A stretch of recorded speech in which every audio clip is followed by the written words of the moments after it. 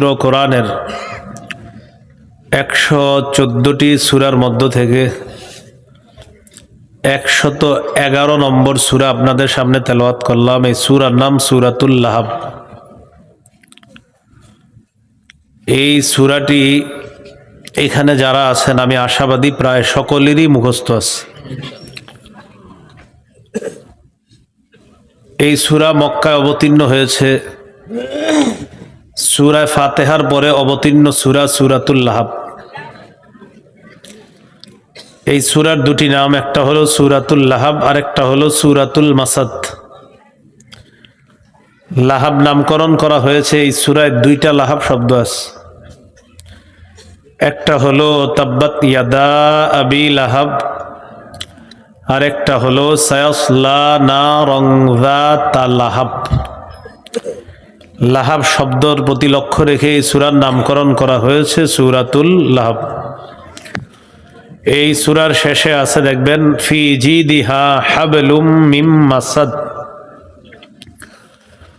মাসাদ শব্দের প্রতি লক্ষ্য রেখে এই সূরার নামকরণ করা হয়েছে সূরাতুল মাসাদ। সূরার মধ্যে আয়াত হলো 5টি। 1 থেকে 3 নম্বর আয়াত পর্যন্ত আলোচনার বিষয় হলো আবু লাহাব, নবীর চাচা আবু লাহাব। 4 নম্বর এবং 5 নম্বর আয়াতের আলোচনা হলো আবু লাহাবের স্ত্রীকে নিয়ে। একজন কাফের আর একজন কাফেরা, একজন হলো পুরুষ কাফের আর একজন মহিলা। এই দুইজনকে নিয়ে আলোচনা পুরা সূরার মধ্যে। সূরা আয়াত হলো 5টা। 1 থেকে 3 নম্বর আয়াতে কাফের স্বামী আবু লাহাবের আলোচনা। 4-5 নম্বর আয়াতে কাফেরা স্ত্রী আলোচনা। এই সূরাটি নাজিলের প্রেক্ষাপট, আল্লাহ এই সূরা কেন নাজিল করলেন। সহিহ বুখারীর 4770 নম্বর হাদিসে আছে, আল্লাহ তাআলা যখন সূরাতুশ শুআরার 214 নম্বর আয়াতে কারিমা নাজিল করলেন, সেই আয়াতের মধ্যে আছে ওয়ানদির আশীরাতাকাল আকরাবিন। নবী, আপনি আপনার নিকট আত্মীয় যারা আছে তাদেরকে ভয় দেখান, সতর্ক করেন, প্রকাশ্যে দাওয়াতের কাজ শুরু করেন। গোপনে হয়েছে অনেক, এখন প্রকাশ। সাইদা রাসূলুল্লাহ সাল্লাল্লাহু আলাইহি ওয়াসাল্লাম আলা সাফা। রাসূলুল্লাহ সাল্লাল্লাহু আলাইহি সাল্লাম সাফা পাহাড়ের উপর আরোহণ করলেন। ফাজআলা ইউনাদি ইয়া বানি ফিহরিন ইয়া বানি আদিন লিবতুনি কুরাইশ। কুরাইশের বিভিন্ন এলাকার নাম ধরে ধরে রাসূল সাল্লাল্লাহু আলাইহি সাল্লাম ডাকতে লাগলেন, হে বনি ফিহর, হে বনি আদি। ফাজাআ আবু লাহাবিন ওয়া কুরাইশ। নবীজির ডাকে আবু লাহাব এবং কুরাইশরা দলে দলে উপস্থিত হলো পাহাড়ের সামনে। فجعل الرجل إذا لم يستطيع أن يخرج أرسل رسولا لينظر ما هو। যেই ব্যক্তি আসতে পারল না নবীজির ডাকে সাড়া দিয়ে, ওই ব্যক্তি আরেকজনকে পাঠায়া দিছে, দেখো তো মুহাম্মদ কি বলে, একটু শুনে এসে আমাকে জানাবা। মানুষ সবাই পাহাড়ের নিচে অপেক্ষমান। পাহাড়ের উপরে উঠে আবু লাহাবের এবং সাঙ্গপাঙ্গ যারা, তারা সব নিচ থেকে দেখতেছে, আর নবীজি উপরে আছে। আর সম্পর্কে নবী হলেন আবু লাহাবের ভাতিজা, আমাদের নবীজি আবু লাহাবের ভাতিজা। তো নিচে আবু লাহাব, কুরাইশরা আছে, উপরে রাসূল সাল্লাল্লাহু আলাইহি সাল্লাম। নবীজি সকলকে লক্ষ্য করে বললেন, আরাআইতাকুম লাউ আখবারতুকুম আন্না খাইলান বিল ওয়াদি তুরিদু আন তুগীরা আলাইকুম আকুনতুম মুসাদ্দিকিয়া। আমি যদি তোমাদেরকে বলি এই পাহাড়ের পিছনে একদল শত্রু সেনা অপেক্ষা করছে যারা তোমাদের উপর অতর্কিত হামলা চালাবে, তোমরা কি আমার কথা বিশ্বাস করবা? ক্বালু না'আম মা জাররাবনা আলাইকা ইল্লা সিদকা। সবাই বলল অবশ্যই তোমার কথা বিশ্বাস করব, কারণ তোমাকে জীবনে কখনো সত্য ছাড়া মিথ্যা বলতে কখনো আমরা দেখি নাই, যাচাই বাছাই করে দেখেছি তুমি সব সময় সত্য কথা বলো। এটা হলো সহিহ বুখারীর 4770 নম্বর হাদিস। বুখারীর 4972 নম্বর হাদিস আছে।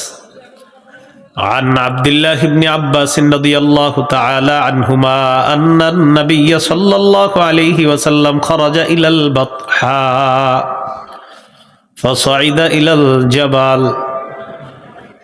নবীজি বাতহা নামক এলাকায় গেলেন, পাহাড়ে উঠলেন, ওঠার পর বললেন ইয়া সাবাহা, ও মক্কার লোক সকল এইদিকে আসো, তোমাদের সাথে আমার কথা আছে। ফাজতামাআত ইলাইহি কুরাইশ, কুরাইশরা দলে দলে পাহাড়ের নিচে গিয়ে জমায়েত হলো, উপস্থিত হলো। ওই উপস্থিতির মধ্যে আবু লাহাব আছে, কুরাইশরা আছে। নবীজি বললেন আরাআইতুম ইন হাদ্দাসতুকুম আন্নাল আদুওয়া মুসাব্বিহুকুম আও মুমাসসিকুম আকুনতুম তুসাদ্দিকুনি। আগের হাদিসে আল্লাহ নবী বললেন আমি যদি বলি পাহাড়ের পিছনে একদল শত্রু সেনা অপেক্ষা করতেছে, এটা আগের হাদিসের বক্তব্য। এই হাদিসের মধ্যে নবী বলেন আমি যদি তোমাদেরকে বলি একদল শত্রু সেনা রাতে অথবা সকালে তোমাদের উপর অতর্কিত হামলা চালাবে, তোমরা কি আমার কথা বিশ্বাস করবা? সবাই এক বাক্যে জবাব দে অবশ্যই তোমার কথা বিশ্বাস করব। তখন নবী বললেন ইন্নী নাযীরুল লাকুম বাইনা ইয়াদাই আযাবিন শাদীদ, আমি তোমাদেরকে কঠিন আযাবের ভয় দেখাচ্ছি। আল্লাহকে আল্লাহ মানো, যদি আল্লাহকে আল্লাহ না মানো তাহলে আল্লাহ তোমাদেরকে কঠিন আযাব দিবে। এই কথা বলার সাথে সাথে আবু লাহাব বলল তাব্বান লাকা সাইরাল ইয়াউম আলিহাদা জামাতানা, তুমি কি আমাদেরকে এই কারণে একত্রিত করেছো মুহাম্মদ? তোমার পুরাটা দিন ধ্বংস হোক। নাউজুবিল্লাহ। তখন আল্লাহ তাআলা সূরা নাজিল করলেন তাব্বাত ইয়াদা আবি লাহাবি ওয়া তাব, আবু লাহাবের দুই হাত ধ্বংস হোক, সে নিজেও ধ্বংস হোক। আল্লাহ তাআলা এই কারণে সূরা লাহাব নাজিল করলেন, আমার নবী ধ্বংস হবে না, তুই ধ্বংস হবি বলে দিলেন। এই হলো এই সূরা নাজিলের প্রেক্ষাপট। আল্লাহ বললেন ভয় দেখানোর জন্য নিকট আত্মীয়দেরকে। সহিহ বুখারীর 2753 নম্বর হাদিসে আছে قال رسول الله صلى الله عليه وسلم يا معشر قريش اشتروا أنفسكم فإني لا أغني عنكم من الله شيئا। ও কুরাইশ সম্প্রদায়, নিজেদেরকে আগুন থেকে বাঁচাও, আমি তোমাদের আল্লাহর আযাবের মোকাবেলায় কোনো উপকার করতে পারবো না। নবী বললেন ইয়া বানি আব্দি মানাফ লা উগনি আনকুম মিনাল্লাহি শাইআ, ও বনু আব্দি মানাফ, আত্মীয়তার খাতিরে যদি এই ভেবে থাকো আমি তোমাদের কোনো কাজে আসবো না, না, ঈমান ছাড়া যদি যাও আমি মুহাম্মদ সাল্লাল্লাহু আলাইহি ওয়াসাল্লাম আল্লাহর আযাবের মোকাবেলায় তোমাদের কোনো উপকার করতে পারবো না বলে দিলেন। এরপরে কি বলে দেখেন, ইয়া আব্বাস ইবনে আব্দুল মুত্তালিব, ও আব্দুল মুত্তালিবের সন্তান আব্বাস, মানে আমার চাচা, লা উগনি আনকা মিনাল্লাহি শাইআ, চাচা আপনি নিজেকে আগুন থেকে বাঁচান, আমি কিন্তু আপনার কোনো উপকার করতে পারবো না আল্লাহর আযাবের মোকাবেলায়। ইয়া সফিয়াতা আম্মাতা রাসূলিল্লাহি সাল্লাল্লাহু আলাইহি ওয়াসাল্লাম লা উগনি আনকি মিনাল্লাহি শাইআ, ও সফিয়া, নবীর ফুফু, নবী তার নিজের আপন ফুফুকে ডেকে বলতেছে ফুফু আগুন থেকে বাঁচান নিজেকে, আমি কিন্তু আল্লাহর আযাবের মোকাবেলা আপনার কোনো উপকার করতে পারবো না বলে দিচ্ছে। শেষে কি বলে দেখেন, ইয়া ফাতিমা বিনতা মুহাম্মাদিন সাল্লাল্লাহু আলাইহি ওয়াসাল্লাম সালিনি মা শিতি মিন মালি, ও মুহাম্মদের মেয়ে ফাতেমা সাল্লাল্লাহু আলাইহি ওয়াসাল্লাম, সুবহান, মানে ও আমার মেয়ে ফাতেমা, দুনিয়াতে আমার কাছে যা মন চায় তুমি চাইতে পারো, দুনিয়াবি কোনো সম্পদ চাও আমি দেওয়ার চেষ্টা করব, তবে আনকিজি নাফসাকি মিনান নার, আমলের মাধ্যমে নিজে নিজেকে আগুন থেকে বাঁচাও। লা উগনি আনকি মিনাল্লাহি শাইআ, আমি কিন্তু আল্লাহর আযাবের মোকাবেলায় তোমার কোনো উপকার করতে পারবো না। মেয়েকে বলতেছে, ভয় দেখাইতেছে। ওই আত্মীয়দের মধ্যে একজন হলো আবুল আহাব। কে? এ আবুল আহাবকেও বলছে। তো আমাদের মূল আলোচনার বিষয় হলো এখানে আবুল আহাব, তাব্বাত ইয়াদা আবি লাহাব। তো আবুল আহাব উল্টা নবীরে বলল তুমি ধ্বংস হও, নাউজুবিল্লাহ। তাব্বাত ইয়াদা আবি লাহাব, মূল আলোচনা আমরা ঢুকে যাই। তাব্বাত অর্থ হলো খাসিরাত, খাবাত, হালাকাত, ধ্বংস হলো সে। এটার মূল হলো তাবাব, তাবাব মানে ধ্বংস হওয়া। আল্লাহ পবিত্র কোরআনে বলেছেন ওয়ামা কাইদু ফিরআউনা ইল্লা ফি তাবাব, ফেরাউনের চক্রান্ত নস্যাৎ, ব্যর্থ হবে, ধ্বংস হবে, এটার কোনো কার্যকারিতা থাকবে না ফেরাউনের চক্রান্তের। তাবাব শব্দের অর্থ ধ্বংস হওয়া, বরবাদ হওয়া।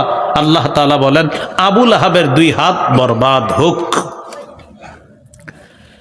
ইয়াদা শব্দটা দ্বিবচন, এটার এক বচন হলো ইয়াদুন। ইয়াদুন অর্থ হাত, ইয়াদা দ্বিবচন মানে 2 হাত। আবি লাহাব মানে আবু লাহাবের 2 হাত, ধ্বংস হোক। এখন আমরা আমাদের মূল আলোচনাটায় যাই। আবু লাহাব বলেন কি? এই আবু লাহাব হলো নবীজির দাদা আব্দুল মুত্তালিব, তার 10 জন পুত্র সন্তানের মধ্যে একজন হলো আবু লাহাব। 10 জন পুত্র সন্তানের একজনের নাম কি? আবু লাহাব। আবু লাহাবের মূল নাম হলো আব্দুল উজ্জা। কি নাম? আব্দুল উজ্জা, এটা হলো তার মূল নাম। আব্দুল উজ্জা এটা শিরকি নাম, তাওহীদের সাথে এটার সাংঘর্ষিক। এই জন্য আল্লাহ তার মূল নামটা কোরআনে বলেন নাই। কেন? কারণ তার মূল নাম তাওহীদের সাথে সাংঘর্ষিক। এই জন্য তার মূল নামটা আল্লাহ কোরআনে না বলে তার যে উপাধি আছে এটা আল্লাহ কোরআনে বললেন। আবুল আহাবকে আবুল আহাব কেন বলা হয়? তাফসীর ইবনে কাসীরের মধ্যে আসছে লিইশরাকি ওয়াজহিহি, তার চেহারাটা গৌরবর্ণ হওয়ার কারণে, অগ্নিস্ফুলিঙ্গের মতো হওয়ার কারণে, অগ্নিবর্ণের মতো হওয়ার কারণে তাকে বলা হতো অগ্নিস্ফুলিঙ্গ ওয়ালা। কি বলা হতো? অগ্নিস্ফুলিঙ্গ ওয়ালা। এই জন্য তার নাম আবু লাহাব। এটার অর্থ হলো অগ্নিস্ফুলিঙ্গের বাবা। দেখতে অনেক সুন্দর ছিল। গুরুত্বপূর্ণ অংশে আমরা যাচ্ছি এখন। নবীর চাচাদেরকে আমরা 3 ভাগে ভাগ করতে পারি। কয় ভাগ? 3 ভাগ। খুব মন দিয়ে শুনেন। 1, নবীজিকে বিশ্বাস করছে, নবীর প্রতি ঈমান আনছে, নবীর সাথে থেকে লড়াই করেছে, ঈমান নিয়ে মৃত্যুবরণ করেছে, মৃত্যু পর্যন্ত নবীকে সহযোগিতা করেছেন, এক প্রকার চাচা। যেমন আব্বাস, হামজা রাদিয়াল্লাহু তাআলা আনহুমা। 2, নবীকে মৃত্যু পর্যন্ত সহযোগিতা করেছে তবে ঈমান আনে নাই আর বেঈমান অবস্থায় মৃত্যুবরণ করেছে, যেমন আবু তালেব। সহযোগিতা করেছে কিন্তু ঈমান নিয়ে মরতে পারে নাই। এই ব্যাপারে সহিহ বুখারীর হাদিস আছে 3884 নম্বর হাদিস। আন্না আবা তালিবিন লাম্মা হাদারাতুল ওয়াফাত দাখালা আলাইহি রাসূলুল্লাহ সাল্লাল্লাহু আলাইহি ওয়াসাল্লাম। আবু তালেবের মুমূর্ষ অবস্থা যখন মৃত্যুর সময় ঘনিয়ে এলো, আল্লাহ নবী আবু তালেবের ঘরে প্রবেশ করলেন। ওয়াইন্দাহু আবু জাহলিন, তাকায় দেখে আবু জাহেলটা পাশে বসা। কে বসা? এই জন্য সঙ্গ জীবনে খারাপ বানাবেন না, সঙ্গ খারাপ বানাবেন না। খারাপ সঙ্গের কারণে এমন হতে পারে নামাজ রোজা সবকিছু ত্যাগ করে এক পর্যায়ে আপনার জীবন যে কোন দিকে যাবে আল্লাহ হেফাজত করেন। তাই বন্ধু নির্বাচনে সতর্ক হতে হবে। আবু জাহেল বস। নবীজি ঢুকলেন, দাদা মারা যাবে, চাচা আবু তালেব মারা যাবে। নবীজি বললেন, চাচা একবার বলেন লা ইলাহা ইল্লাল্লাহ কালিমাতান উহাজ্জু লাকা বিহা ইনদাল্লাহি ইয়াউমাল কিয়ামাহ। একবার বলেন লা ইলাহা ইল্লাল্লাহ, আমি আপনার এই বলা বাক্যটাকে কিয়ামতের মাঠে আল্লাহর কাছে তাওহীদের পক্ষে প্রমাণ হিসাবে পেশ করব। একবার মারা যাচ্ছে কিন্তু একবার বললে হয়ে গেল। আবু তালেব জবাব দিচ্ছে, ভাতিজা তোমার ধর্ম সত্য, আমি কোনো সন্দেহ করি না, তোমার ধর্মের উপর মারা গেলে আমার পরকাল সুন্দর হবে। কিন্তু আমি তোমার ধর্ম গ্রহণ করে মারা গেলে জাতি আমাকে বলবে, ছি ছি, বাপ দাদার ধর্ম বিসর্জন দিয়ে ভাতিজার ধর্ম গ্রহণ করছে। আমি এটা সহ্য করতে পারবো না। ইখতারতুন নার আলাল আর, ভাতিজা আমি আগুন গ্রহণ করলাম, নাউজুবিল্লাহ, তবে সম্মান বিসর্জন দিতে পারবো না। আমি আগুন গ্রহণ করে নিলাম, আমি জাহান্নামে জ্বলাটা পছন্দ করলাম, কিন্তু আমি মারা যাওয়ার পর জাতি আমাকে এটা সেটা বলবে, এটা আমি সইতে পারবো না। মারা গেছে, সারাটা জীবন সহযোগিতা করছে, কিন্তু বেঈমান হয়ে মারা গেছে। আহারে, নবীজি বলতেছে, চাচা আমি আপনার জন্য ক্ষমা প্রার্থনা করতেই থাকবো আল্লাহ যতক্ষণ নিষেধ না করবে। নবী তার এই চাচার জন্য ক্ষমা প্রার্থনা শুরু করছে, কিন্তু মুশরিক, কিন্তু কি মুশরিক। আল্লাহ আয়াত নাজিল করে দিলেন সূরা তাওবার, মা কানালিন নাবিয়্যি ওয়াল্লাযীনা আমানু আইয়াস্তাগফিরু লিল মুশরিকিনা ওয়ালাউ কানু উলি কুরবা মিন বাদি মা তাবায়্যানা লাহুম আন্নাহুম আসহাবুল জাহিম। কোন নবীর জন্য উচিত নয়, কোন ইমানদারের জন্য উচিত নয় যে তারা মুশরিকদের জন্য ক্ষমা প্রার্থনা করবে। সেই মুশরিক যদিও তার নিকটাত্মীয় হয়, তারপরেও কোন নবীর জন্য উচিত না সেই মুশরিকের জন্য ইস্তেগফার পাঠ করা। হাবিব আবু তালেব আপনার অনেক কাছের মানুষ, কিন্তু তার জন্য আপনি ইস্তেগফার করবেন না, আল্লাহ নিষেধ করে দিলেন। সূরা কসসের এক আয়াত আল্লাহ নাজিল করে দিলেন। নবীজির মনটা খুব খারাপ, জিবরিল আমিন এসে জানিয়ে দিলেন, আল্লাহ তাআলা বলে দিয়েছে, ইন্নাকা লা তাহদি মান আহবাবতা ওয়ালাকিন্নাল্লাহা ইয়াহদি মান ইয়াশা।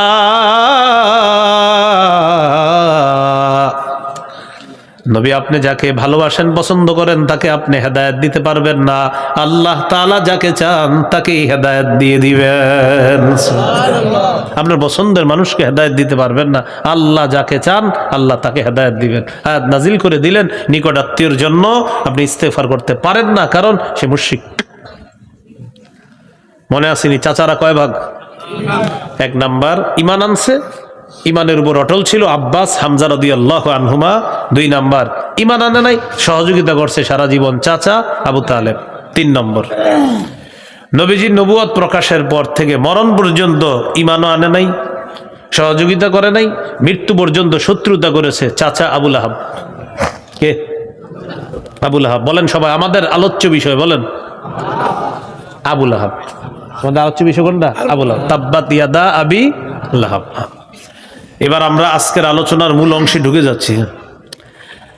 আবু লাহাবের দুই অবস্থা, প্রিয় ভাইয়েরা, কয় অবস্থা বলেন? নবীজির নবুয়ত প্রকাশের আগে তিন অবস্থা, নবীর নবুয়ত প্রকাশের পরে আবু লাহাবের চার অবস্থা। অর্থাৎ নবুয়ত প্রকাশের আগে একটা, আর নবুয়ত প্রকাশের পরে আরেকটা। তো নবুয়ত প্রকাশের আগে আবু লাহাবের মৌলিক তিনটা অবস্থা জানবো, আর নবুয়ত প্রকাশের পরে আবু লাহাবের চারটা অবস্থান জানবো। এই মোট 7 অবস্থা। কয় অবস্থা? তাহলে একটা নবুয়তের আগের, আরেকটা হলো নবুয়তের পরের। বলেন তো, নবুয়তের আগে কয় অবস্থা? নবুয়তের পরে কয় অবস্থা? 4 অবস্থা। মৌলিক অবস্থা আর কি, আরো আছে ভয়ঙ্কর অবস্থা। নবুয়তের পূর্বের তিনটা অবস্থা শোনেন আবু লাহাবের। এক নাম্বার, আমাদের নবী যখন জন্মগ্রহণ করেছেন, নবীজির এই জন্মের সুসংবাদটা আবু লাহাবের কাছে তার দাসী সুয়াইবা দিয়েছে। খুশিতে আবু লাহাব তার দাসীকে আজাদ করে দিচ্ছে। সহিহ বুখারীতে আছে কথাটা, 5372 নম্বর হাদিসের শেষে আছে, وقال عروة সুয়াইবা আতাকহা আবু লাহাব। সুয়াইবা ওই নারী যাকে আবু লাহাব আজাদ করে দিয়েছে, সুয়াইবা ওই নারী যাকে আবু লাহাব আজাদ করে দিয়েছে। এখানে একটা কথা মনে রাখা, অতি উৎসাহী কিছু ভাই আছে, তারা বলে থাকে যে সোমবার দিন আবু লাহাবের আজাব কম হয়। কেন?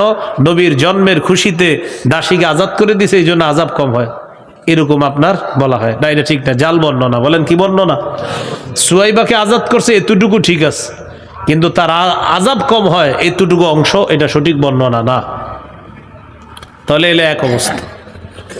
দুই নাম্বার, আবু লাহাব নবীজির অনেক নিকট আত্মীয় ছিল। মানুষের কাছে গিয়ে গিয়ে বলতো, আমি মুহাম্মদের চাচা, আমার ভাতিজা মোহাম্মদ, আমার ভাই আব্দুল্লাহর বংশ রক্ষা হয়েছে, আমার ভাই মারা গেছে, তার একটা ছেলে হয়েছে, এরকম গর্ব করে করে জায়গায় জায়গায় সে বলতো। আর আমি হলাম আমার সেই ভাতিজা মোহাম্মদের চাচা। এ হলো দ্বিতীয় অবস্থা, মানে সে খুব গর্ব করতো আমাদের নবীজিকে নিয়ে। 3 নাম্বার, নবীজির সাথে আবুল আহাবের সম্পর্ক এতটাই গভীর ছিল, ভালো ছিল। আবুল আহাবের 2 পুত্র ছিল। কয় পুত্র বলেন? Utba, Utaiba. এই 2 পুত্রের সাথে বলেন নবীজি তার 2 কন্যা রুকাইয়া, উম্মে কুলসুম, তাদেরকে বিবাহ দিয়েছেন। আবুল আহাবের সাথে নবীজির সম্পর্ক এতটাই গভীর ছিল যে আবুল আহাবের 2 ছেলে উতবা, উতাইবার সাথে নবীজি তার 2 কলিজার টুকরা সন্তান রুকাইয়া আর উম্মে কুলসুম রাদিয়াল্লাহু আনহুমা তাদেরকে বিয়ে পর্যন্ত দিয়েছেন। তাহলে একদিক দিয়া চাচা, আরেক দিক দিয়া বেয়াই। চাচা আবার বেয়াই। তাহলে নবুয়ত প্রকাশের আগে আবুল আহাবের সাথে নবীজির সম্পর্কটা কি খারাপ না অনেক ভালো? এই হলো নবুয়ত প্রকাশের আগের ঘটনা। আল্লাহ তাআলা আমাদের নবীজির নবুয়ত প্রকাশ ঘটাইলেন। বলেন তো, নবুয়ত প্রকাশের পরে মৌলিক কয়টা অবস্থা জানবো? 4টা। 1 নম্বর, নবীজি নবুয়ত প্রকাশের পর যখন বলছে লাত, উজ্জাত, মানাত এইগুলার পূজা করা যাবে না, এগুলার ইবাদত করা যাবে না, শুধু এক আল্লাহর ইবাদত করতে হবে, আবুল আহাব তখন মেজাজ হারায়া ফেললো। আর মুহাম্মদ সাল্লাল্লাহু আলাইহি ওয়াসাল্লামের প্রতি এতটাই রাগান্বিত হলো যে আবুল আহাব সিদ্ধান্ত নিয়ে নিল, তার 2 পুত্র সন্তানকে বুঝাইলো, আমার শত্রুর মেয়ে আমার পুত্রবধূ হয়ে আমার ঘরে থাকতে পারবে না। বাধ্য করলো সন্তানদেরকে, নবীর কন্যারা যেন তাদের স্ত্রী হিসাবে না থাকে, বাধ্য করে তালাক দেওয়াইলো। বাধ্য করলো তালাক দিতে। নবীজি খুব কষ্ট পাইছে এই 2 মেয়ে। কারণ আপনারা জানেন একটা মেয়ের কোথাও স্বামী থেকে ছুটে আসা মানে একটা বাবার জন্য কতটা কষ্টের। এই হলো নবুয়ত প্রকাশের পরে আবুল আহাবের প্রথম অ্যাকশন, যে আমার পুত্রবধূ হয়ে আমার শত্রুর মেয়েরা থাকতে পারবে না। বাস, পুত্রবধূ 2 জনকে তালাক দিতে বাধ্য করলো। 2 নাম্বার, আমাদের নবীজির 3 জন পুত্র সন্তান ছিলেন, এর মধ্যে দ্বিতীয় নাম্বার পুত্র সন্তানের নাম আব্দুল্লাহ। কি নাম? এই আব্দুল্লাহর উপাধি ছিল তাহের বা তাইয়িব। এই আব্দুল্লাহ রাদিয়াল্লাহু তাআলা যখন ইন্তেকাল করলেন তখন আবুল আহাব বলা বলি করতে লাগলো, মোহাম্মদ আবতার, মোহাম্মদ নির্বংশ, মোহাম্মদ লেস কাটা, নাউজুবিল্লাহ, নাউজুবিল্লাহ, নাউজুবিল্লাহ। নবীজির নির্বংশ বল। তখন আল্লাহ তাআলা আয়াত নাজিল করলেন, ইন্না শানিআকা হুয়াল আবতার। হাবিব, আপনাকে যেই ব্যক্তি নির্বংশ বলছে, যেই ব্যক্তি আপনার সমালোচনা করে, আপনি নির্বংশ না, বরং আপনার সমালোচক আবুল আহাব নির্বংশ। ওর বংশের কোনো অস্তিত্ব থাকবে না, আর আপনার বংশ নিয়ে কিয়ামত পর্যন্ত আলোচনা হবে। এখন আমরা কি বলি? আওলাদে রসুল। আওলাদে রসুল বাংলাদেশে আসলে আমরা হুমড়ি খেয়ে পড়ি দেখার জন্য। আহারে, নবীর বংশের মানুষ দেখতে না জানি কেমন। হ্যাঁ, এখন বলেন আবুল আহাবের বংশের কোনো অস্তিত্ব আছে? আর আমাদের নবীর বংশ নিয়ে আলোচনা হয় কিনা? চলতে থাকবে। আল্লাহ তাআলা বললেন ও নির্বংশ হবে, আপনি নির্বংশ না। এগুলো দ্বিতীয় কাহিনী। ও এখানে একটা বিষয় মনে রাখবেন, নবীজির যেই 2 মেয়েকে আবুল আহাব তার 2 পুত্র সন্তানকে বাধ্য করলো তালাক দেওয়ার জন্য, এই 2 মেয়ে পরবর্তীতে আল্লাহ রসুল পর্যায়ক্রমে প্রথমে একজনকে হযরত উসমান গনি রাদিয়াল্লাহু তাআলা আনহুর সাথে বিয়ে দিয়েছেন। তিনি ইন্তেকাল করার পর নবী তার অপর কন্যাকেও হযরত উসমান গনির সাথে বিয়ে দিয়েছেন। তাহলে এই জায়গাটা একটু মনে রেখেন, এই সেই 2 কন্যা, এই 2 কন্যাকে নবীজি পর্যায়ক্রমে উসমান গনি রাদিয়াল্লাহু আনহুর সাথে বিবাহ দিয়েছিলেন। তাহলে কয়টা হলো? নবুয়ত পরের 2টা। একটা গেল কন্যাদেরকে তালাক দেওয়া হলো, আর একটা নবীজিরে রাগে ক্ষোভে শত্রুতা করে নির্বংশ বলে গালি দিত। 3 নাম্বার, বলেন জুল মাজাজ। একটু কন কইলে যাতে মনে থাকে। কি নাম? যেহেতু শিখতে আসছেন। হ্যাঁ, জুল মাজাজ। মক্কার একটা বাজারের নাম জুল মাজাজ। নবীজি ওই জুল মাজাজ বাজারে গেল দাওয়াত দেওয়ার জন্য একদিন। আবুল আহাব চিন্তা করলো ঘটনা কি, মোহাম্মদ কই যায় সাল্লাল্লাহু আলাইহি ওয়াসাল্লাম। পিছনে পিছনে গেল, দেখি কি করে। নবীজি বাজারে গেলেন, মানুষদেরকে ডেকে বললেন, ইয়া আইয়ুহান নাস, কুলু লা ইলাহা ইল্লাল্লাহ তুফলিহু। নবীজি দাওয়াত দিলেন, হে লোক সকল, তোমরা বলো আল্লাহ ছাড়া কোনো ইলাহ নাই, তোমরা সফলকাম হয়ে যাবা। আবু লাহাব পিছন থেকে আসলো, আসার পর উল্টাপাল্টা অনেকগুলা কথা বলে পাথর নিয়ে এসে আল্লাহ রসুলের উপর আক্রমণ করা শুরু করলো। পাথরের আঘাতে আল্লাহ রসুলের পা মোবারক থেকে রক্ত ঝরা শুরু হয়ে যায়, রক্ত পড়তেছে। এখান থেকে একটা শিক্ষা আছে, শিক্ষাটা হলো দাওয়াতের কাজ করতে গেলে এরকম আঘাত আসতে পারে, কর্মগত আঘাত। বলেন কি আঘাত? এই ব্যাপারে একটা হাদিস শুনেন, সহিহ বুখারীর 240 নম্বর হাদিস। এই হাদিসের বর্ণনাকারী আব্দুল্লাহ ইবনে মাসউদ রাদিয়াল্লাহু তাআলা তিনি বলেন, বাইনামা রাসূলুল্লাহ সাল্লাল্লাহু আলাইহি ওয়াসাল্লাম ইউসাল্লি বিফিনাইল কাবা, আল্লাহ নবী কাবা চত্বরে নামাজ আদায় করতেছিলেন। কাফের বেঈমানরা পাশে বসা, হঠাৎ একজন কাফের বলে উঠলো, আইয়ুকুম ইয়াজিউ বিসালা জাজুরি আলি ফুলান ফায়াদউহু আলা যহরি মুহাম্মাদিন ইযা সাজাদা। কে পারবা অমুক এলাকায় যাওয়ার পর ওটের নারী বুড়ি পায়খানাগুলো আনবা, আনার পর মুহাম্মদ সাল্লাল্লাহু আলাইহি সাল্লাম যখন সিজদায় যাবে তখন মুহাম্মদের সাল্লাল্লাহু আলাইহি সাল্লাম গালের উপর মুহাম্মদের গলা আর সাল্লাল্লাহু আলাইহি সাল্লাম তার গলা আর পিঠের উপর ওটের নারী বুড়া পায়খানাগুলা রেখে দিবা। কে পারবা? এক পাপিষ্ট দাঁড়ায় গেছে, উকবা ইবনে আবি মুআইদ, সে দাঁড়ায় বলল, আমি পারমু। উকবা, যদি চেষ্টা করে নামটা মনে রাখতে, পাপিষ্টটার উকবা ওর নাম। সেও এলাকায় গেছে, যাওয়ার পর ওটের নারী বুড়ি গোবর, অন্য বর্ণনায় আসছে রক্ত, এগুলা নিয়ে আসছে। আসার পর আমাদের নবীজি সাল্লাল্লাহু আলাইহি সাল্লাম সেজদায় যাওয়ার অপেক্ষা আছে। যেই সেজদায় গেলেন, সত্যি সত্যি নবীর এই গলা মোবারকের উপরে কাঁধ থেকে নিয়ে পিঠের বিশাল অংশ জুড়ে ওটের নারী বুড়ি পায়খানা রক্ত নাপাকগুলা রেখে দিস। মুয়াজ্জিন ডেলি 5 বার বলে, হাইয়া আলাস সালাহ হাইয়া আলাল ফালাহ। আমি আপনি কম্বলটা আরো মুড়ি দিই না, আর একটু পরে একটু মাথা আনেন, আমার হাবিব সেজদা আছে। হাবিব সাল্লাল্লাহু আলাইহি সাল্লামের পিঠের উপরে ওটের নারী বুড়ি পায়খানা ইত্যাদি রেখে দিছে। হাবিব সাল্লাল্লাহু আলাইহি সাল্লাম সেজদা থেকে মাথা উঠাতে পারছেন না। আব্দুল্লাহ ইবনে মাসউদ রাদিয়াল্লাহু তাআলা আনহু বলেন, লাউ কানা লি মানআ, আমার যদি বাধা দেওয়ার ক্ষমতা থাকতো আমি বাধা দিতাম। ফাতেমা রাদিয়াল্লাহু তাআলা আনহা আসলেন, আসার পর আল্লাহ রাসূলের ওই পিঠ মুবারকের উপর থেকে ওটের নারী বুড়ি পায়খানাগুলা সরায়া দেয়। আল্লাহ রাসূল সাল্লাল্লাহু আলাইহি ওয়াসাল্লাম মাথা উঠান। হাবিব সাল্লাল্লাহু আলাইহি ওয়াসাল্লাম এই নির্যাতন সহ্য করার পরেও দাওয়াতের কাছ থেকে পিছপা হন নাই, উল্টা আগের চেয়ে দাওয়াতের গতি আরো বাড়িয়ে দেয়। কর্মগত আঘাত। কিসের আঘাত? সহিহ বুখারীর বর্ণনা 4815 নম্বর হাদিস। রাসূলুল্লাহ সাল্লাল্লাহু আলাইহি সাল্লাম একদিন কাবা চত্বরে দাঁড়িয়ে আছে। ওই পাপিষ্টটা যে নবীজি সাল্লাল্লাহু আলাইহি সাল্লামের পিঠের উপর ওটের নারী বুড়ি পায়খানাগুলা দিয়েছে, এই পাপিষ্টটা আসার পর ওই উকবা রাসূল সাল্লাল্লাহু আলাইহি সাল্লামের গলা মুবারকের মধ্যে এইভাবে আপনার চাদর দিয়ে কাপড় দিয়ে দুই পাশ থেকে একটা প্যাচ দিছে। লাওয়া সাওবাহু ফি উনুকিহি, নবীজি সাল্লাল্লাহু আলাইহি সাল্লামের গলার মধ্যে দুই দিক থেকে আপনার প্যাচ দিয়া একটা টান দিয়ে, তার ইচ্ছা হলো খনাকহ বিহি খানকান শাদীদা, এইভাবে দুই দিক থেকে টান দিয়ে ফাঁসি দিয়ে রসুলকে মেরে ফেলবে। ফাঁস লাগানো। রসুল সাল্লাল্লাহু আলাইহি সাল্লাম কাবা চত্বরে দাঁড়ায় আছে, পিছন থেকে আইসা সত্যি সত্যি কাপড়টা পেঁচা দুই দিক থেকে দিছে টান।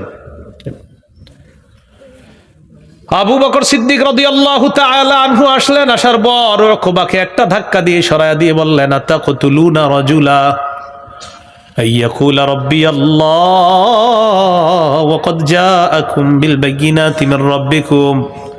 একটা মানুষকে এই কারণে হত্যা করবা যেই মানুষটা বলে আমার রব হলেন আল্লাহ। ওয়া ক্বাদ জাআকুম বিল বাইয়িনাতি মির রাব্বিকুম, তিনি তোমাদের কাছে এই সপক্ষে অনেক প্রমাণও পেশ করেছেন, এই মানুষটাকে কেন হত্যা করবা?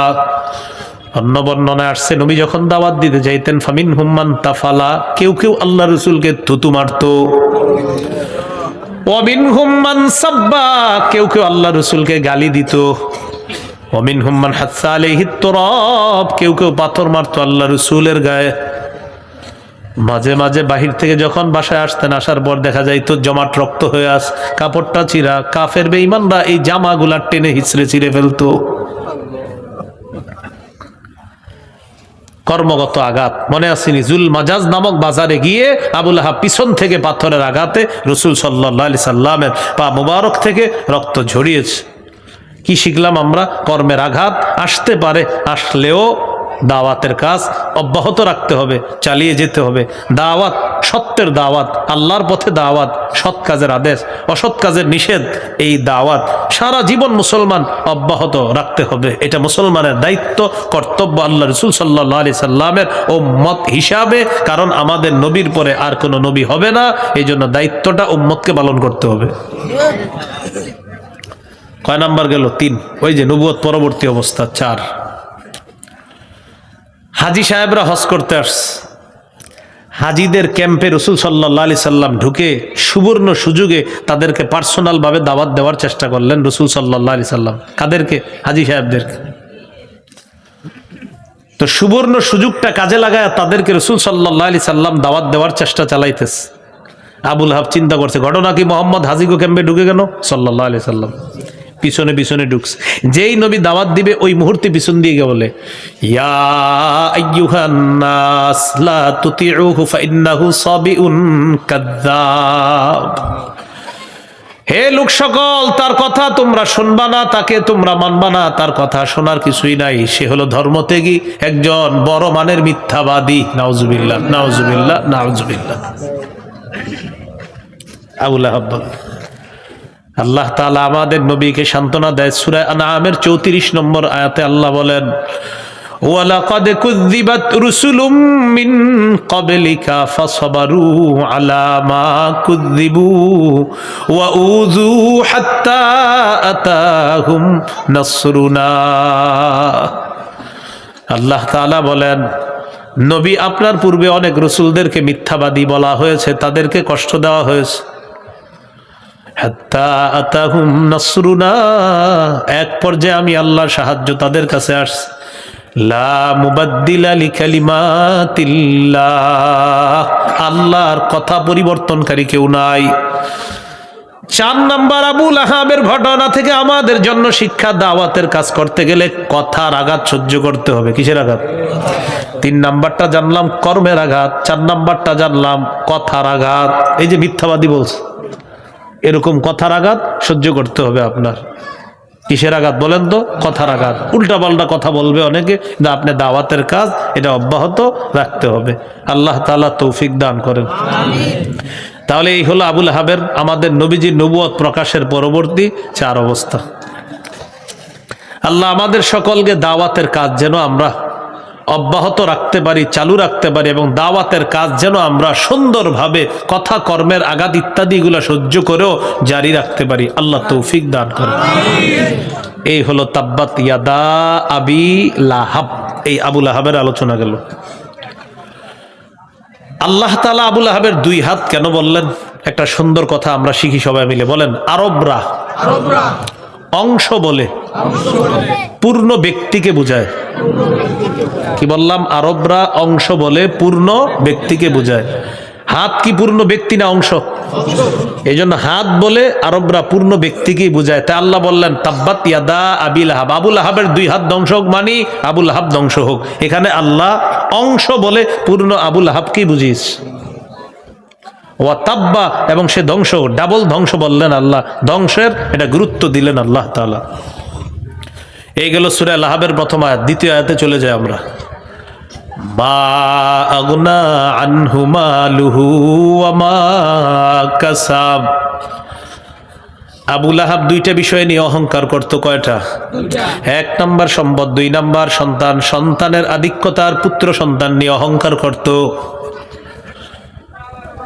সম্পদের অহংকার আর সন্তানের অহংকার নবীজি হাদিসের মধ্যে বলেন, তিরমিজির 1999 নম্বর হাদিস, قال رسول الله صلى الله عليه وسلم لا يدخل الجنة من كان في قلبه مثقال ذرة من كبر রাসূলুল্লাহ সাল্লাল্লাহু আলাইহি ওয়াসাল্লাম বলেন, ওই ব্যক্তি জান্নাতে প্রবেশ করবে না যার অন্তরে সরিষা পরিমাণ অহংকার আছে। নাউজুবিল্লাহ। সে কোথায় যাবে না? জান্নাতে প্রবেশ করবে না। আবু লাহাব অহংকার করত দুই জিনিস নিয়ে, সম্পদ, সন্তান, পুত্র সন্তান, এটা নিয়ে সে অহংকার করত। তো আল্লাহ তাআলা বলেন, আল মালু ওয়াল বানুনা জিনাতুল হায়াতিদ দুনিয়া। মনে রাখবা, সম্পদ, সন্তান এগুলা দুনিয়ার চাকচিক্য। আল্লাহ বলেন, ইন্নামা আমওয়ালুকুম ওয়া আওলাদুকুম ফিতনা।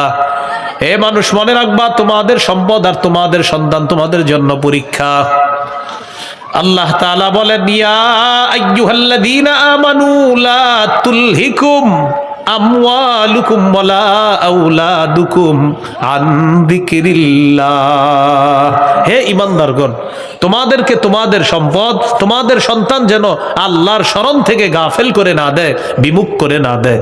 তাহলে বলেন তো কয় জিনিসের কথা এখানে আসতেছে? দুই জিনিস, সম্পদ, সন্তান। সম্পদ, সন্তান।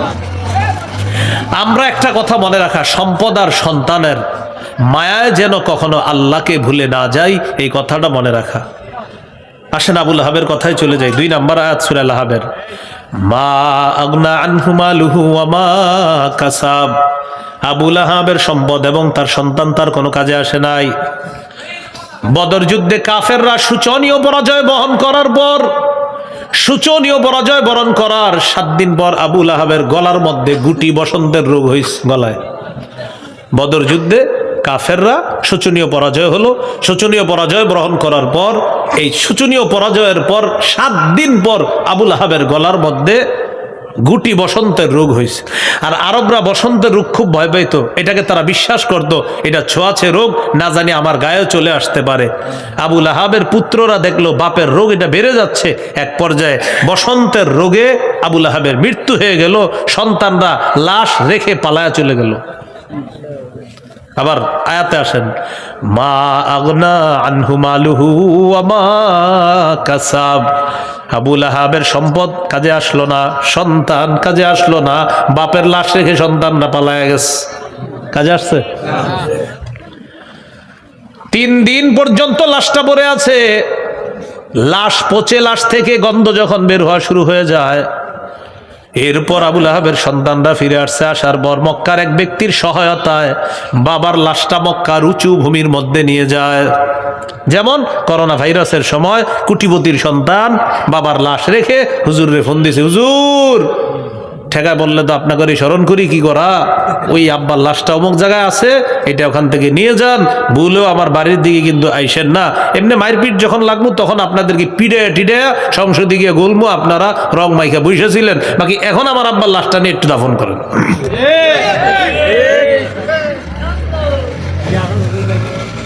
তো কিসে মন দিয়ে শোনা। তো এরকম আপনার এই যে ওলামায়ে কেরাম করোনার সময় দেখেন নাই, ব্যাস তখন কি, আরে হুজুররা তো আছে, এগুলো মরলে মরুক, থাক বল একটা ওগুলা দে, হুজুর করে কইয়া দে, এক জীবনের তো কোনো দাম টাম নাই, দে এরা মরলে মরুক। এই সুন্দর কথা কইছে, এটা মরলে মরুক। হুজুর আব্বার লাশটা মজায় আছে, দাফন করেন। এক এক আলেম 40 জন, 42 জন, 47 জন, 60 জন পর্যন্ত এক এক আলেম লাশ দাফন করছে। কেউ ধরে না, কি করবে? পানি দিয়ে হেঁটে গিয়ে আপনার এই পরিমাণ দেখবেন আপনি, এগুলা দিয়ে গিয়ে গিয়ে লাশ দাফন করতেছে বিভিন্ন জায়গায়। ওই ভাষা, অনেকে ভাষায় দিতেছে লাশ। তাহলে আবু লাহাবের এই বিষয়টা বোঝানোর জন্য আপনাদেরকে আমি অনেক দূরে নেওয়া দরকার নাই, এটা আমরা আমাদের দেশেই দেখছি। বাবার লাশ রেখে সন্তানরা পালায় গেল।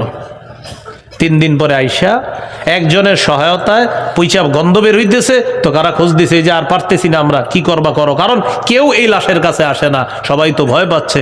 এক ব্যক্তির সহায়তায় ওই লাশ মক্কার উঁচু ভূমিতে নিয়ে কি করছে দেখেন, লাঠি দিয়ে, আপনার লাঠি দিয়ে ওই লাশের কাছেও যারা দূর থেকে লাঠি দিয়ে ধাক্কাইতে ধাক্কাইতে একটা গর্তের মধ্যে ফেলে মাটি চাপা দিয়ে দিস। যুগে যুগে জালেমদের পরিণতি এরকম হয়, এরকম হয়। তো লাশ দাফন করে আসলো। এখন আপনারা বলেন সম্পদ সন্তান কোনো কাজে আসছে? এটা আল্লাহ বললেন, মা আগনা আনহু মালুহু, সম্পদ কাজে আসে নাই। ওয়ামা কাসাব, আই ওয়ামা কাসাবা মিন ওয়ালাদ, সন্তান, এই সন্তানও তার কোনো কাজে আসে নাই। এই জন্য দুনিয়াতে এমন সম্পদ সন্তান রেখে যাওয়া, যেই সম্পদ আর সন্তান আপনার মৃত্যুর পরেও কাজে আসবে, এমন সন্তান সম্পদ রেখে যাওয়ার চেষ্টা করা। ক্বালা রাসূলুল্লাহ সাল্লাল্লাহু আলাইহি ওয়াসাল্লাম ইযা মাতাল ইনসানু ইনকাতা আনহু আমালুহু ইল্লা মিন সালাসা। নবীজি বলেন, মানুষ যখন মারা যায় তার আমলনামা বন্ধ হয়ে যায়, তিনটা বিষয় চালু থাকে। বলেন কয়টা? এক নম্বর, ইল্লা মিন সাদাকাতিন জারিয়া, সদকায়ে জারিয়া, এটা চালু থাকে। দুনিয়ার মধ্যে কোথাও আপনি একটা কল স্থাপন করছেন, মুসাফিররা পানি পান করবে, পানি পান করতেছে, কবরে সওয়াব পাইতেছেন, কবরে সওয়াব। একটা ফ্যানের ব্যবস্থা করলেন এতিমদের জন্য, ফ্যানের নিচে তারা আরাম করতেছে, এই ফ্যানের বাতাস তারা খাচ্ছে, আপনি কবরে সওয়াব পাইতেছেন, সদকায়ে জারিয়া। এমন কিছু করে গেলেন যেটা আপনার আমলনামা চলতেছে। মসজিদে একটা ইটের জায়গা দিয়েছেন, একটা ইট পরিমাণ দান করছেন আপনি, ইটের মধ্যে মুসল্লিরা সেজদা দেয়, আপনি সওয়াব পাইতেছেন। দুই নাম্বার, আউ ইলমিন ইউনতাফাউ বিহি, এমন ইলম যে ইলমের মাধ্যমে উপকৃত হওয়া যায়। বলেন তো নবীর চাচাদের কয় অবস্থা? এক নাম্বার, যারা ঈমান আনছে। দুই নাম্বার, ঈমান আনে নাই, সহযোগিতা করছে। তিন নাম্বার, ঈমানও আনে নাই, সহযোগিতা করে নাই। এটা একটা বিদ্যা শিখছেন নি? আরে বলেন শিখছেন কিনা?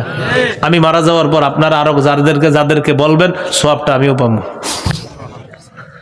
সূরা আল-আহজাবের মধ্যে কয় আয়াত? এই যে একটা বিদ্যা শিখলেন, আরেকজনকে যখন বলবেন, সওয়াবটা আমিও পাবো। আও ইলমিন ইউনতাফাউ বিহি, এমন ইলম যে ইলমের মাধ্যমে উপকৃত হওয়া যায়।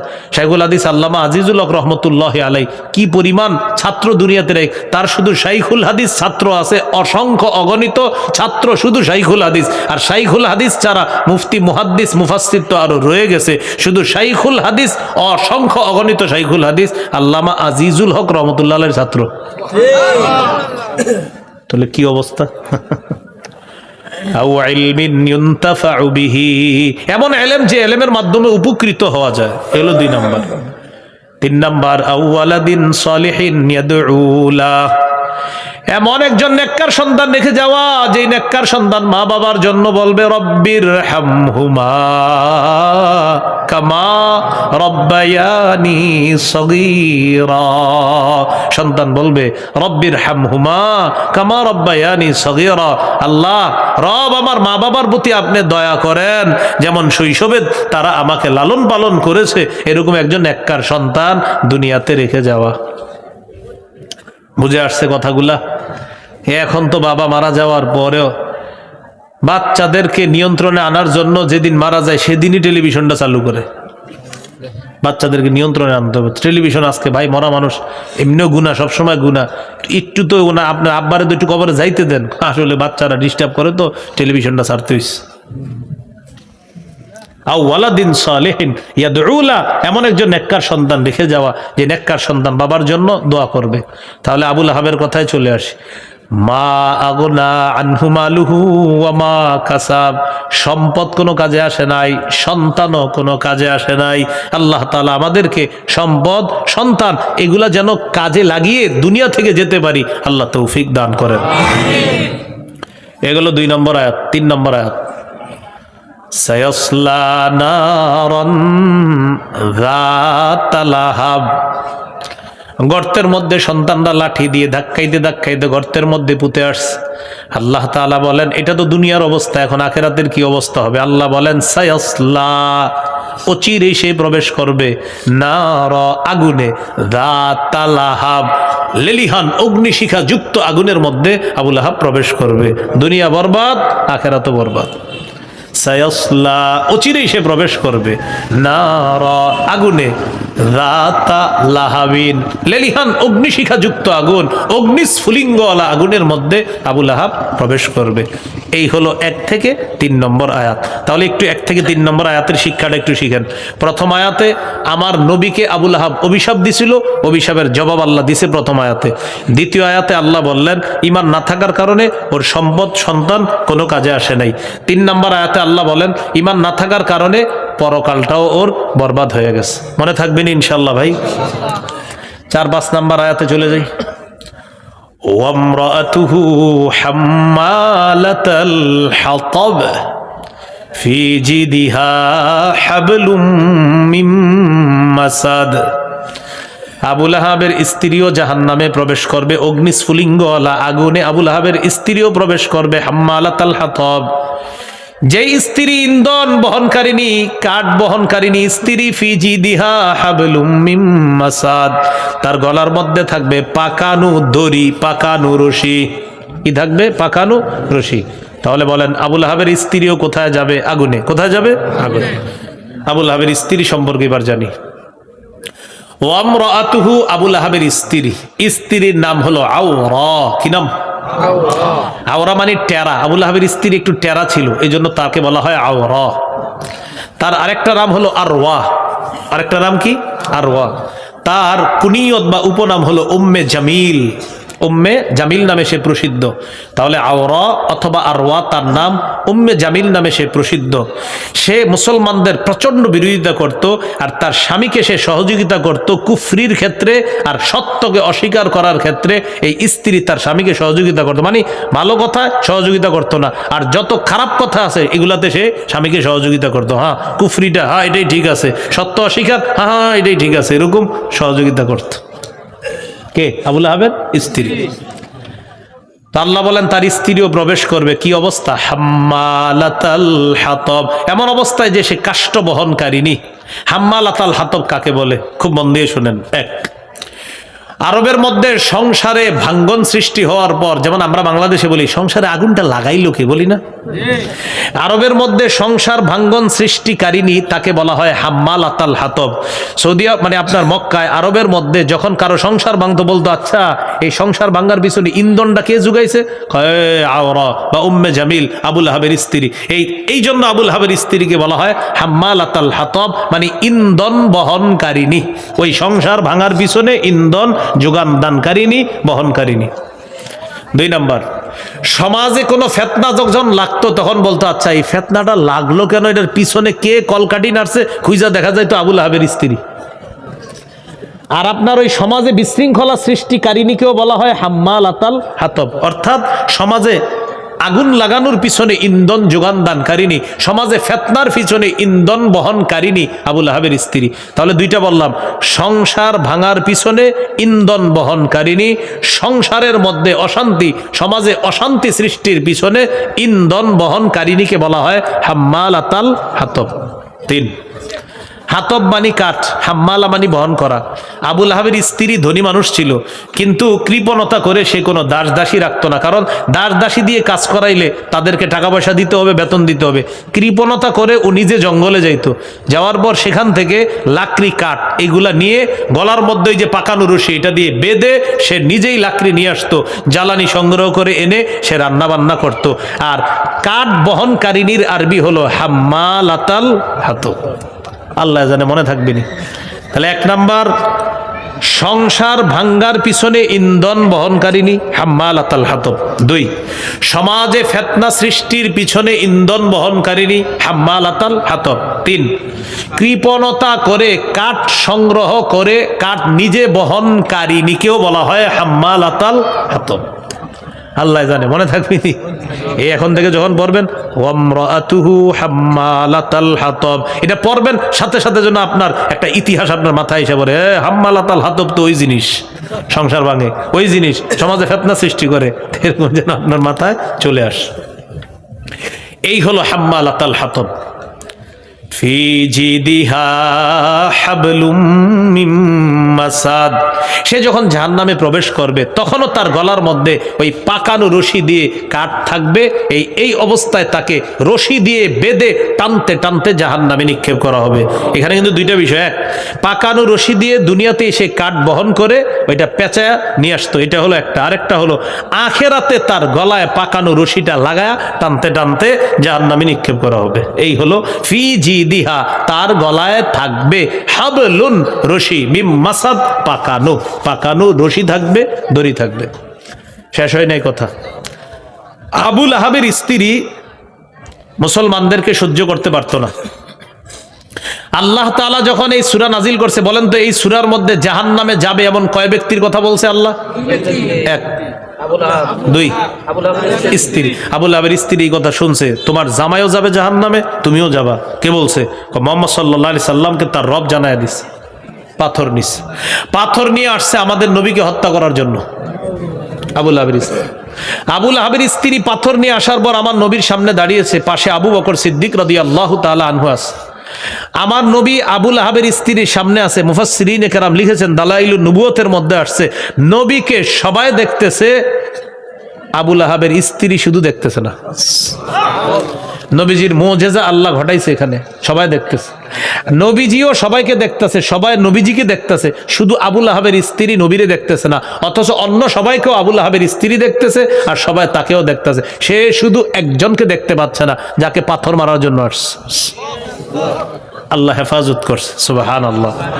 আল্লাহ তাআলা বলে দিয়েছেন, ওয়াল্লাহু ইয়াসিমুকা মিনান নাস, হাবিব আল্লাহ আপনাকে মানুষের থেকে রক্ষা করবে, সুবহানাল্লাহ। এখন আবুল আহাবের স্ত্রী যখন পাথর মারতে পারলো না, আবু বকর সিদ্দিক রাদিয়াল্লাহু তাআলা আনহু ডাক দিয়ে বলছে, এই তোমার সাথী কোথায়? নবীজি তো পাশেই। তো আবুল আহাবের স্ত্রী কবি ছিল, নগদ কবিতা বানায় ফেলতে পারতো, নগদ আমাদের নবীর শানে ফালতু 3টা অংশ বানায় ফেলছে। নাউজুবিল্লাহ পড়েন। তো কবিতাটা আমি বলি, আমি এক একটা বলবো আর নাউজুবিল্লাহ পড়বেন।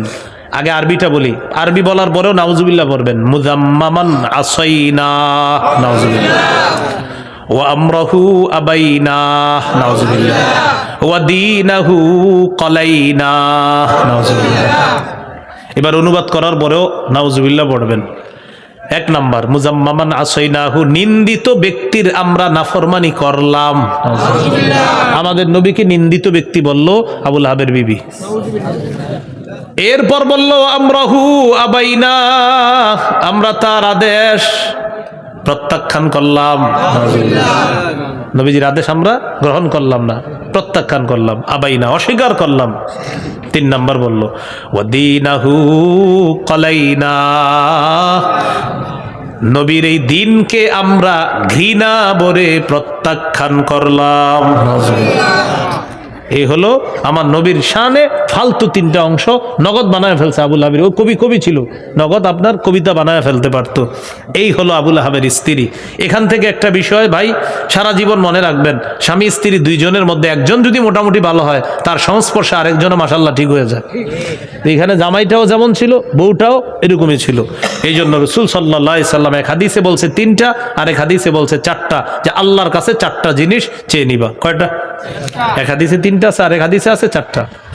লিয়াত্তাখিজ আহাদুকুম কলবান শাকিরা, এক, তোমাদের প্রত্যেকের উচিত আল্লাহর কাছে একটা এমন কলব চেয়ে নেওয়া, যে কলব বেশি বেশি আল্লাহর শুকরিয়া আদায় করে। 2 নাম্বার, ওয়ালিসানান যাকিরা, এমন একটা জিহ্বা যেই জিহ্বা আল্লাহর জিকির করবে।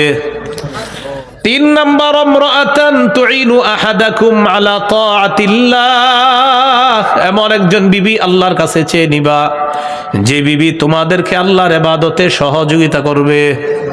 এমন একজন বিবি চেয়ে নিবা। এই জায়গায় আবুল আহাব ও খারাপ, বিবিটাও খারাপ ছিল, এই জন্য এটা হলো 3 নাম্বার।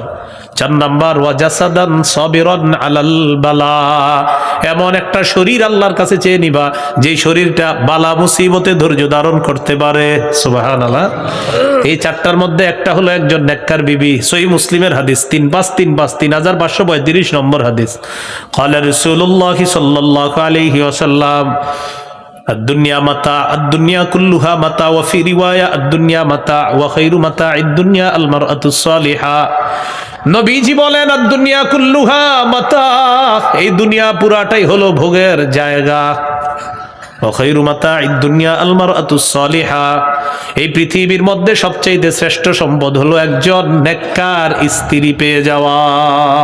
একজন নেককার নারী এই পৃথিবীর সবচেয়ে দামি সম্পদ। তো এই দামি সম্পদটা আল্লাহর কাছ থেকে চেয়ে নেওয়া। মনে থাকবেন ইনশাআল্লাহ। আল্লাহ তাআলা তৌফিক দান করেন। এই জন্য নেককার নারী আর একটা প্রশস্ত বাড়ি, আর নেককার প্রতিবেশী, এটা আল্লাহর কাছ থেকে চেয়ে নেওয়া। নেককার নারী, প্রশস্ত বাড়ি, একটা আরামদায়ক গাড়ি, আর হলো একটা ভালো প্রতিবেশী। হাদিসে আসছে যার এই 4টা গুণ থাকবে সে সৌভাগ্যবান। 1 নাম্বার তার বউ নেককার, 2 নাম্বার তার প্রতিবেশী নেককার, 3 নাম্বার তার একটা আরামদায়ক গাড়ি আছে, 4 নাম্বার তার একটা বাড়ি আছে। তো মিলাইলে এইভাবে 1 নাম্বার নেককার নারী, 2 নাম্বার প্রশস্ত বাড়ি, 3 নাম্বার আরামদায়ক হালাল গাড়ি। কি গাড়ি? মানে হালাল ভাবে আর কি, আপনি আজাইরা ভাবে হবে না, হালাল ভাবে। 3 নাম্বার। 4 নাম্বার নেককার প্রতিবেশী। এই 4 গুণ যার আছে নবীজি বলেন সে সৌভাগ্যবান পুরুষ। সে কি পুরুষ? সৌভাগ্যবান। তো এর মধ্যে একটা হলো নেককার স্ত্রী, যেটা আবু লাহাবের ছিল না। নিজেও ছিল কাফের, স্ত্রীও ছিল কাফেরা। এই জন্য দোনোজনের পরিণতি হয়েছে জাহান্নাম। আল্লাহ আমাদেরকে হেফাজত করেন। সর্বশেষ কথা, সূরা লাহাব থেকে কি শিখলাম? 1, দাওয়াতের কাজে বাধা আসবে, করতে হবে। 2, দাওয়াতের কাজে বাধা দেওয়া হারাম। 3, দাওয়াতের কাজ যারা করবে তাদেরকে অভিশাপ দেওয়া এটা অন্যায়। 4 নাম্বার, দাওয়াতের কাজ যখন আমরা করব কথার আঘাত আসতে পারে, কর্মের আঘাত আসতে পারে, এটা সইতে হবে। 4 নাম্বার, যে কথাটা ঈমান ছাড়া সম্পদ সন্তান এগুলা কোনো কাজে আসবে না। 5 নাম্বার, ঈমান ছাড়া পরকাল বরবাদ। 6 নাম্বার, আপনার সাথী যে হবে এটাও একটা সঠিক সাথী হতে হবে, অন্যথায় সেও জাহান্নামে যাবে। যার বাস্তব প্রমাণ, আবু লাহাবের স্ত্রী তার স্বামীকে নাফরমানির কাজে সহযোগিতা করার কারণে, ইসলামের বিরোধিতা করার কারণে তার ঠিকানাও জাহান্নাম। আল্লাহ তাআলা আমাদের সকলকে সূরা লাহাবের মৌলিক যে শিক্ষাগুলো আছে এই শিক্ষাগুলো আমাদের জীবনে যেন আমরা বাস্তবায়ন করতে পারি, আল্লাহ তাআলা তৌফিক দান করেন। সূরা লাহাবের সবচেয়ে বড় একটা শিক্ষা হলো নবীর একদম নিকট আত্মীয় হওয়া সত্ত্বেও আবু লাহাবের ঠিকানা জাহান্নাম। একদম নিকট আত্মীয় হওয়া সত্ত্বেও আবু লাহাবের ঠিকানা কোথায়? জাহান্নাম। এই জন্য ঈমান বড় দামি জিনিস, ঈমান বড় দামি জিনিস। আমি আপনি আসলে সফল কিনা, মৃত্যুর সময় যদি ঈমানটা নসিব হয়, সত্যি আমি আপনি জিতে গেলাম। আর আমার আপনার মনে হবে আমি তো অনেক ভালো মানুষ। আল্লাহ না করেন, আল্লাহ না করেন, আল্লাহ না করেন, যদি ঈমান নসিব না হয় হেরে গেলাম। আল্লাহ আমাদের সকলকে ঈমানের উপর দায়াম কায়েম থেকে মুসলমান পরিচয় যেন দুনিয়া থেকে যেতে পারি, আল্লাহ তৌফিক দান করেন। সুবহানাল্লাহি ওয়া বিহামদিহি, সুবহানাকাল্লাহুম্মা ওয়া বিহামদিক, আশহাদু আল্লা ইলাহা ইল্লা আনতা আস্তাগফিরুকা ওয়া আতুবু ইলাইক।